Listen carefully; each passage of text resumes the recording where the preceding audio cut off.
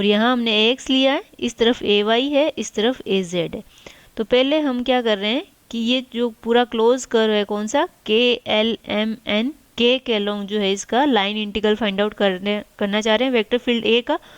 तो यहाँ पे देखें अपन KL के अलोंग लेंगे तो क्या आएगा, इन सब का सम अप ही होगा, लाइन इंटीग्रल निकाल रहे हैं तो पहले K से L की तरफ लेंगे। तो K से L की तरफ लेंगे तो AX चेंज हो रहा है, AX कितना चेंज होगा, इस डायरेक्शन में, तो किसके रेस्पेक्ट में चेंज होगा, y के रेस्पेक्ट में, तो del AX over del y। और डिस्टेंस कितना इसको चेंज करना पड़ रहा है, ट्रेवल करना पड़ रहा है, तो माइनस dy/2। तो कितना आ गया, AX minus del AX del y dy/2। तो ये इसका जो है, जब वेक्टर AX जो था KL में जो है कितना चेंज होगा, ये टोटल चेंज होगा, AX तो था ही वैल्यू और इतना माइनस हो जाएगा। इसी तरह से यदि अपन L से M में जाएं, तो L से M में जाएं तो इस डायरेक्शन में आप देख रहे हो L से M क्या चेंज हो रहा है, AY चेंज हो रहा है। तो AY चेंज होगा और किस डायरेक्शन में चेंज हो रहा है, ये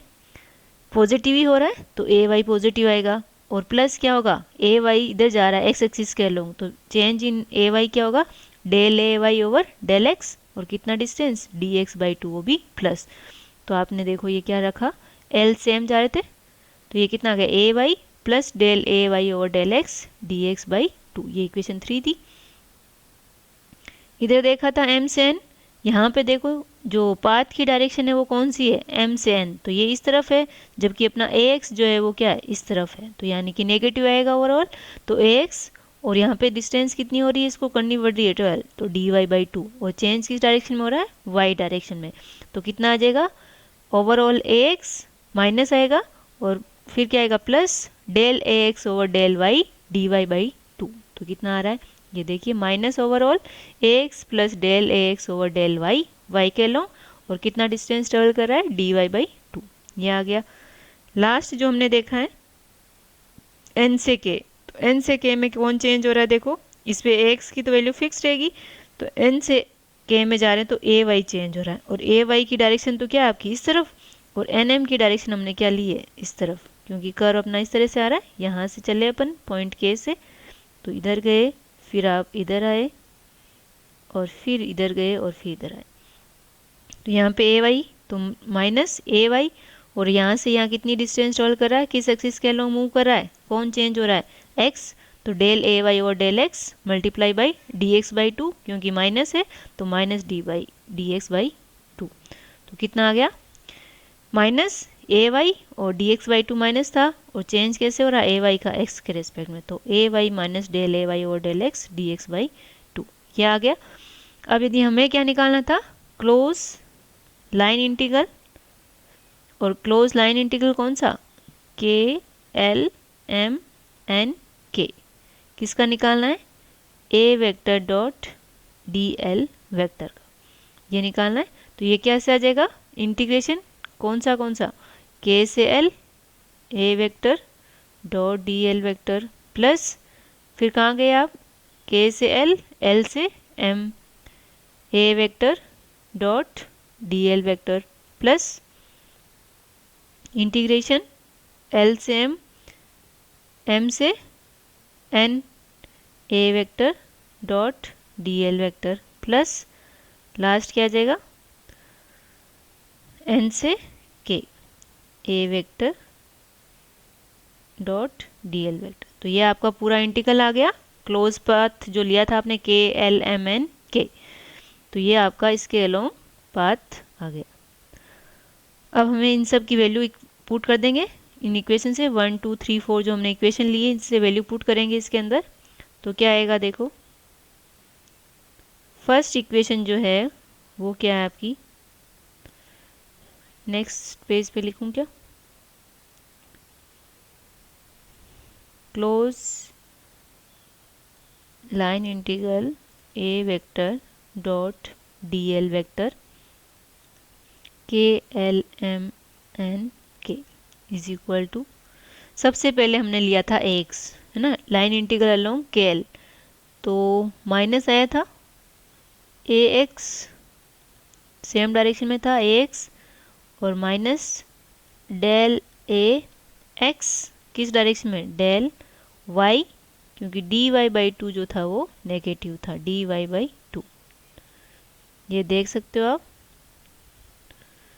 पीछे देखें अपन, इक्वेशन फर्स्ट थी ना, ये देखिए के से L A vector dot D L A X minus del X del Y D Y by to,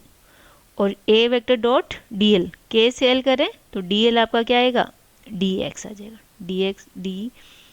D L जो होगा वो डी एक्स। तो आपकी इक्वेशन क्या हो जाएगी, इसको ए के एल के कर रहे थे तो इसको मल्टीप्लाई करोगे डी एक्स प्लस, अब क्या करना था, के से एल एल से एम कह लो, तो एल से एम देखते हैं अपना क्या इक्वेशन थी, एल से एम ये वाली, तो ये आपका क्या है A Y plus del A Y over del X D X by two. तो आपकी इक्वेशन हो जाएगी A Y plus del Y में चेंज हो रहा है del A Y over del Y, और यहाँ पे क्या आ जाएगा डी वाई बाई टू, और डायरेक्शन कौन सी है आपकी, कौन सा कर रहे थे अपन, एल से एम, तो एल से एम जा रहे हो तो कौन सी डायरेक्शन चेंज हो रही है देखते हैं, एल से एम, एल से एम जा रहे हैं तो क्या चेंज हो रहा है आपका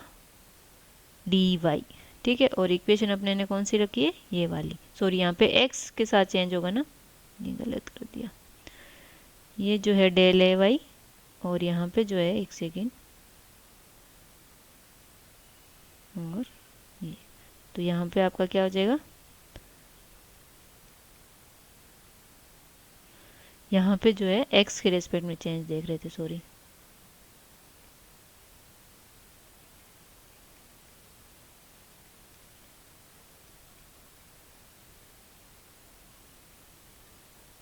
ओहो, del A Y over del X D X, और इसको मल्टीप्लाई किस में करोगे डी वाई से, प्लस अब कौन सा है एम से एन,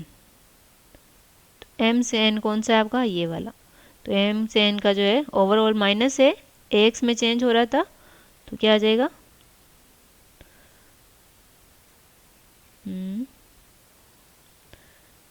ये minus A X plus plus होता तो डेल ए एक्स, और y के रिस्पेक्ट में चेंज हो रहा था del Y D Y by two, तो अपन कौन सा जा रहे हैं m से n है ना, तो m से n ऊपर था तो किस में चेंज होगा वहाँ पे dx में, तो यहाँ पे आपका आ जाएगा dx प्लस लास्ट टर्म क्या है n से k, n से k वाले में ओवरऑल नेगेटिव है और ए वाई में चेंज हो रहा है, और यहाँ पे भी माइनस है क्योंकि minus D X by two था, तो क्या आ जाएगा आपका minus A Y minus D X by two था, तो del A Y del X, Y का एक्स के रेस्पेक्ट में चेंज देखेंगे, और डी एक्स बाई टू, और चेंज किस में होगा डी वाई में, ठीक है। तो ये इक्वेशन मिल गई। अब देखो इसमें क्या क्या कैंसिल हो रहा है, यहाँ पे x प्लस का है और यहाँ पे x जो है माइनस का है, तो ये टर्म कैंसिल हो गई, यहाँ ए वाई प्लस यहाँ ए वाई माइनस, ये ओवरऑल माइनस है तो ये टर्म्स कैंसिल हो गई। अब देखो नेक्स्ट टर्म क्या आ रही है, minus del X over del Y D Y by two की टर्म कौन सी है, D Y by two and D Y by two, ये ओवरऑल क्या है नेगेटिव है, और क्या हो जाएगा देखो del X over del Y, del X over del Y, दोनों में del X over del Y है, और डी वाई बाई टू यानी कि हाफ और प्लस हाफ कितना हो जाएगा 1, तो आपकी जो एक टर्म जो होगी, यदि मैं नेगेटिव वाली को बाद में लिख दूँ तो minus del A x over del Y, और डी वाई बाई टू की जगह क्या आ जाएगा डी वाई, और क्या मल्टीप्लाई आ जाएगा डी एक्स, दोनों की मल्टीप्लाई क्या है डी एक्स, ठीक है। ये टर्म कैंसिल हो गई पूरी। अब इस वाली टर्म को देखें, del A Y over del X D X by two, ये माइनस है ये माइनस, तो यहाँ पे टर्म क्या हो जाएगी प्लस, यहाँ पे डी एक्स बाई टू है यहाँ पे डी एक्स बाई टू है, तो हाफ प्लस हाफ कितना हो जाएगा 1, तो dx आ जाएगा। तो ये टर्म देखो प्लस में आ रही है दोनों, तो क्या बचेगा del A Y over del X, और दोनों में क्या मल्टीप्लाई आ रहा है, इसमें भी dx dy, तो ये दोनों में कॉमन आ जाएगा dy ओवर dx। तो आपका जो इंटीग्रेशन है क्लोज लाइन इंटीग्रल ए वेक्टर डॉट dl वेक्टर किसके अलोंग के एल एम एन के, ये आपकी ओवरऑल जो है वैल्यू इस इंटीग्रेशन की वैल्यू आ जाएगी। ठीक है, तो अब हमें पता है कि जो ये जो इंटीग्रेशन आया वो क्या शो कर रहा है। अब इसका जो एक यूनिट वेक्टर लेते हैं हम उस एलिमेंट के परपेंडिकुलर, तो परपेंडिकुलर यहाँ पे देखेंगे इस प्लेन के, कौन सा आपका प्लेन था, X Y Z, X Y plane था ये एक्स वाई, ये x, ये y और ये x, तो इसके परपेंडिकुलर कंपोनेंट कौन सी डायरेक्शन में आएगा, z डायरेक्शन में आएगा। तो यहाँ पे जो परपेंडिकुलर कंपोनेंट है यानी कि जो इसका सरफेस इंटीग्रल लिया with respect to area element, यानी कि पर यूनिट एरिया जो आएगा वो क्या आएगा, इस वेक्टर के कर्ल का z कंपोनेंट आएगा। तो z डायरेक्शन में यदि कर्ल का कंपोनेंट देखें तो क्या आएगा, देखिए तो ये जो है किसको शो करेगा, यदि मैं डेफिनेशन लिखूं कर्ल ऑफ ए वेक्टर और उसका z कंपोनेंट, ठीक है, तो क्या आएगा, लिमिट एरिया एलिमेंट क्या है यहाँ पे dx dy टेंस टू 0 और क्लोज लाइन इंटीग्रल ए वेक्टर डॉट dl वेक्टर और क्लोज कौन सा है के एल एम एन के अपॉन dx dy। तो ये आपको क्या दिखाएगा, z कंपोनेंट दिखाएगा उस वेक्टर के कर्ल का, ये आ जाएगा। ठीक है, और इसको मैं ऐसे भी लिख सकती हूँ कर्ल ऑफ ए वेक्टर और डॉट के कैप। तो आपने डॉट प्रोडक्ट में देखा था हमने कि आई कैप डॉट आई कैप तो क्या होता है 1 और I cap dot J cap क्या होता है आपका 0। तो ये जैसे कर्ल वेक्टर क्वांटिटी है तो आई कैप जे कैप के साथ तो इसके क्या हो जाएंगे 0, तो किसके साथ बचेगा के कैप के साथ, तो जो क्वांटिटी आएगी वो क्या आएगी z कंपोनेंट आएगा। तो curl of A vector z component जो होगा उसकी वैल्यू जो होगी आपकी इस तरह से आएगी। तो इसमें क्या निकाल सकते हैं, कर्ल ऑफ ए वेक्टर और उसका कंपोनेंट कौन सा है z component is equal to, इसकी वैल्यू पुट करेंगे इस वाली इक्वेशन से, 4 इक्वेशन हो गई, ये इक्वेशन 5th। तो यहाँ पे देखें dx dy कैंसिल हो जाएगा और बाकी टर्म बची रहेगी, तो इसकी वैल्यू जो आएगी वो क्या आ जाएगी आपकी del A Y over del X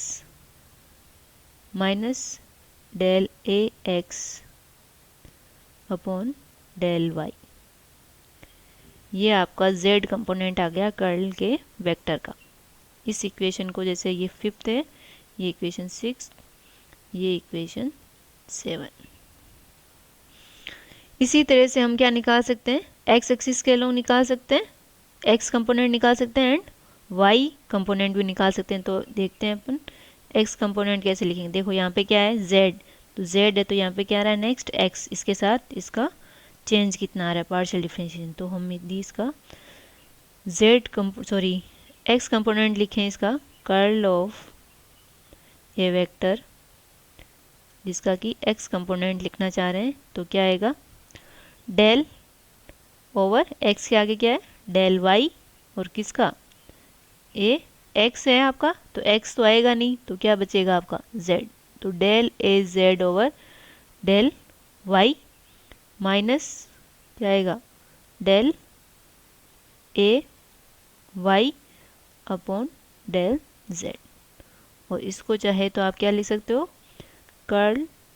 of A vector dot x है तो क्या आएगा आई कैप। इसी तरह से कर्ल का वेक्टर ऑफ ए का यदि आप कौन सा कंपोनेंट निकालो y कंपोनेंट निकालो, तो क्या लिखना है आपको डेल ओवर y है तो डेल ओवर डेल z, कौन सा बचा हुआ है del A X minus del A Z over del X. तो ये आपका z component sorry y component आ गया, और इसको आप कैसे लिख सकते हो, curl of A vector dot J cap. ये आपके तीनों कंपोनेंट हो गए। अब यदि हम टोटल ओवरऑल कर्ल को लिखना चाहें तो हम तीनों कंपोनेंट को ऐड कर देंगे। वो इक्वेशन कौन सी आई थी आपकी पीछे, 7 आ गई थी। तो ये इक्वेशन नंबर 8, ये इक्वेशन नंबर 9। अब यदि हमें कर्ल निकालना है पूरा, curl of A vector is equal to क्या हो जाएगा, कर्ल ऑफ ए वेक्टर का एक्स कंपोनेंट और आई कैप, उसकी डायरेक्शन यूनिट वेक्टर क्या है आई कैप एक्स डायरेक्शन में, plus curl of A vector और उसका Y component direction J cap, plus curl of A vector और z component multiply by K cap. तो इन तीनों की वैल्यू पुट कर देते हैं, तो अपने को कर्ल ऑफ ए वेक्टर आ जाएगा। तो तीनों की वैल्यू पुट करते हो तो ax का भी अपने ने देखा था, क्या था ax की वैल्यू, सॉरी ये तो z कंपोनेंट है, तो ax अपना ऊपर ही है, तो ये क्या आ जाएगा, del A Z over del Y minus del A Y over del Z I cap plus curl of A Y component इसका, तो क्या आएगा, del A X upon del Z minus del A Z upon del X और unit vector J cap plus क्या आएगा, z component. तो अभी अपने ने पीछे किया था, डेल z है तो क्या करना है, del x A Y minus del A X upon del Y, और क्या आ जाएगा आपका के कैप। तो ये आपका जो है कार्टेशियन कोऑर्डिनेट के रूप में जो है आपका किसी भी वेक्टर फील्ड का कर्ल जो है वो इस तरह से आप उसको यूज़ कर सकते हो। तो आपको कोई वेक्टर दे रखा होगा ए वेक्टर जो कि फंक्शन होगा एक्स वाई जेड का, तो उसको आपको यदि कर्ल फाइंड आउट करना है तो इस फॉर्मूले में आप A X A Y and A Z की वैल्यू पुट करके फाइंड आउट कर सकते हो। इसको यदि आप डिटर्मिनेंट फॉर्म में लिखना चाहते हो तो उस रूप में भी लिख सकते हो, क्योंकि आप लोगों ने 11th क्लास में डिटर्मिनेंट पढ़ा होगा। तो उसके रूप में यदि हम इसको लिखना चाहें तो क्या होगा, मैट्रिक्स के रूप में, तो ये आ जाएगा curl of A vector is equal to determinant I cap J cap and K cap del over del X del over del Y del over del Z and A X A Y A Z. तो आप इसको जो है इस तरह से इसको curl of vector को डिटर्मिनेंट के रूप में सोल्व कर सकते हो। इसका आपको फॉर्मूला सीधा सा आता है, जैसे आई कैप होगा तो आई कैप का फॉर्मूला आपको आता ही होगा। कैसे लिखोगे इसको, आई कैप और इसको क्रॉस प्रोडक्ट करते हो इनको और इनको, तो क्या आ जाएगा, del A Z over del Y minus del of A Y over del Z plus J cap को कैसे लिखते हो, ये हट जाएगा तो इसमें क्या आ जाएगा आपका, इसको एलिमिनेट करोगे तो आ जाएगा, इसका उल्टा लिखते हैं अपन, तो del over del Z A X minus del over del X of A Z plus K cap को कैसे लिखोगे, del over del X of A Y minus del over del Y of A X. इस तरह से आप determinant के रूप में लिख सकते हो। और यहाँ पे ये जो दिख रहा है आपको, क्या दिख रहा है, डेल और वेक्टर ए का क्रॉस प्रोडक्ट दिख रहा है, डेल और डेल वेक्टर पढ़ा था हमने, तो डेल क्रॉस ए वेक्टर जो है वो क्या है आपका, simply curl of A vector A. तो इस तरह से डिनोट कर सकते हो आप इसको। तो डेल ऑपरेटर आपने पढ़ा था पहले, तो डेल ऑपरेटर क्या होता है, I cap del over del X plus J cap del over del Y plus K cap del over del Z. इस तरह से आप कर्ल को जो है किसी कोई वेक्टर है कार्टेशियन कोऑर्डिनेट में है तो उसका कर्ल इस तरह से आप फाइंड आउट कर सकते हो। और ये जो है आप देख रहे हैं कि कर्ल जो हमेशा होगा वो वेक्टर क्वांटिटी का होगा और जो रिजल्टेंट क्वांटिटी मिलेगी वो कैसी क्वांटिटी मिलेगी, वेक्टर क्वांटिटी मिलेगी। Thank you.